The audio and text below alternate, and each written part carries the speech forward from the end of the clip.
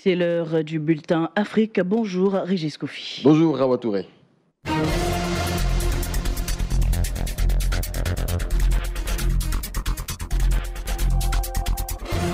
Madame, monsieur, bonjour. Bienvenue dans ce point d'information consacré à l'actualité africaine. Le président malien Ibrahim Boubacar Keïta a concédé mercredi que la force conjointe du G5 Sahel peinait à devenir opérationnelle et appelle tous les contributeurs financiers à honorer leurs engagements. Timoko Diarasuba. Les Maliens doivent maintenant œuvrer sans délai à l'accélération de la mise en œuvre de l'accord de paix, a déclaré le chef de la diplomatie française à l'Assemblée générale de l'ONU. Malgré l'accord conclu en 2015 entre Bamako et l'ex-rébellion à dominante Touareg, les violences des djihadistes se sont étendues du nord vers le centre et le sud du Mali, ainsi que vers le Burkina Faso et le Niger voisin, se mêlant souvent à des conflits ethniques. Sur le processus de paix, nous ne pouvons pas nous contenter de répéter les mêmes messages année après année, a martelé le chef de la diplomatie de l'Union européenne. L'UE est l'un des principaux contributeurs financiers à la force conjointe du G5 Sahel contre le terrorisme et à la formation des forces armées maliennes. Le Conseil de sécurité de l'ONU menace de sanctionner les responsables des groupes armés accusés de contrevenir à l'accord de paix de 2015. Le président malien a promis de travailler sans relâche à la mise en œuvre diligente et inclusive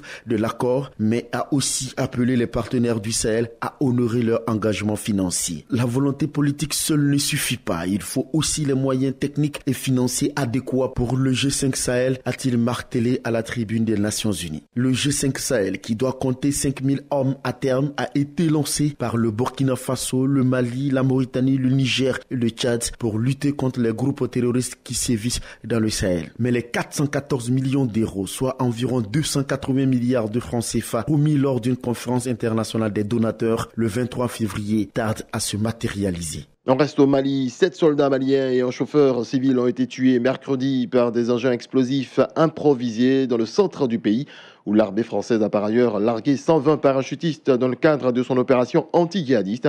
L'attaque s'est produite à la frontière entre le centre du pays, région de Mopti, et le nord, Tombouctou, deux régions toujours confrontées à la violence djihadiste malgré plus de 5 années d'intervention militaire internationale. Au Cameroun, un commando a attaqué la prison de la ville de Wom, dans le nord-ouest anglophone, et libéré 117 détenus. La plupart d'entre eux sont toujours en fuite. Adama Bakayoko nous en parle. Selon RFI, les assaillants se sont servis d'une échelle pour accéder à l'intérieur du centre pénitentiaire en passant par le mur arrière opposé au mirador. Surpris par la violence de l'attaque, les gardes en petit nombre n'ont pu opposer de résistance. Une fois à l'intérieur du pénitencier, les assaillants ont procédé à des tirs de sommation et ont défoncé les portes des cellules. Au total, 117 détenus ont été libérés et ont aussitôt disparu dans la nature. Depuis mercredi matin, une trentaine de prisonniers se sont rendus aux autorités. Une chasse à l'homme a été lancée. Les forces de sécurité ont étendu leurs battues sur plus de 100 km dans tous les villages environnants. Ville enclavée située à 80 km au nord de Bamenda, chef-lieu du département de la Menchoum, dans la région du nord-ouest, Woum vit au rythme des affrontements entre forces de sécurité et séparatistes des régions anglophones. La ville est sous couvre-feu. On ignore encore l'identité des hommes armés qui ont attaqué la prison de Woum, mais les autorités sont formelles. Il s'agit, selon elles, de séparatistes des régions anglophones du pays. Depuis le début de l'année, c'est la deuxième fois qu'une telle attaque contre une prison se produit dans ce département, malgré les nombreux spectres enregistrés ces dernières semaines dans les combats qui les opposent à l'armée. Ces combattants affichent une détermination qui étonne nombre d'observateurs. À une dizaine de jours de l'élection présidentielle, ils continuent de diffuser des messages hostiles sur les réseaux sociaux indiquant leur volonté d'empêcher la tenue du vote dans le sud-ouest et le nord-ouest du Cameroun. Adama Bakayoko. Des destinations méconnues ou délaissées comme le Tchad, la Mauritanie ou le Botswana sont venues en force au Salon du tourisme de Paris en France pour courtiser les voyagistes français. Ces pays sont venus vanter leurs atouts à cette grande rencontre touristique. Objectif, attirer un grand nombre de personnes pour des randonnées africaines. Ange Kouadio.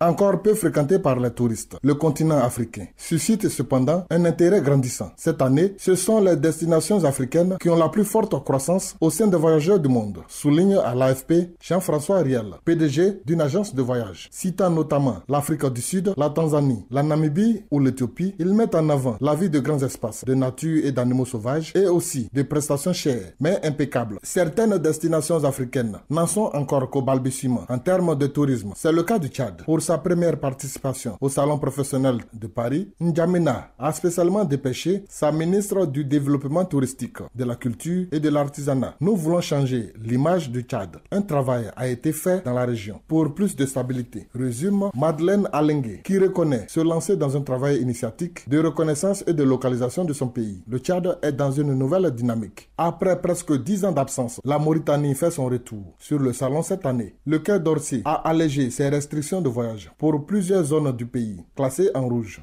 depuis des années en raison des menaces terroristes. Nous avons du littoral, du fluvial, du désert et de la savane. C'est idéal pour des randonnées, du trekking, du bivouac et pour découvrir la vie nomade, souligne Mahmoud Ba Oulne, directeur général de l'Office national du tourisme de ce pays. Au Botswana, quelques milliers de touristes français seulement sont recensés chaque année, très loin derrière les Américains et Britanniques. Et nous voulons mieux nous faire connaître, indique responsable marketing international de l'Office du tourisme botswanais. Au cours des dernières années, des destinations à travers l'Afrique ont émergé pour compter parmi les destinations les plus dynamiques au monde.